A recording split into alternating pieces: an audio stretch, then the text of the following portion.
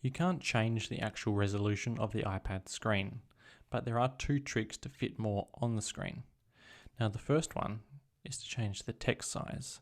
So let's go into settings, and then it's under display and brightness, text size, and you can scroll this all the way to the left to make the text smaller. I'll just give you an example of how that helps. If I was to switch into notes, have a look at this note, you can see I've just fit 4 links. Well, you can see 4 links here, but if I was to Alt Tab back and drag the text size down, Command Tab back, you can see I've got 5 links and even more lines of text underneath.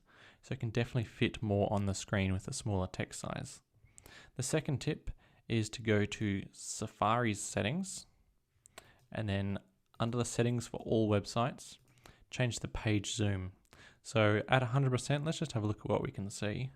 On this news website, you kind of get like one row, I guess, of content. Whereas if we were to change that to, say, 50%, and let me just load that up again.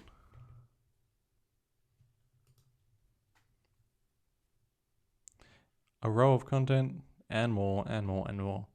50% is a bit small for my tastes. I normally stick around 85%. Let's just refresh that page again. And you can see you can definitely get more information on the screen than you would at 100%. So they're my 2 tips to increase the apparent resolution of the iPad.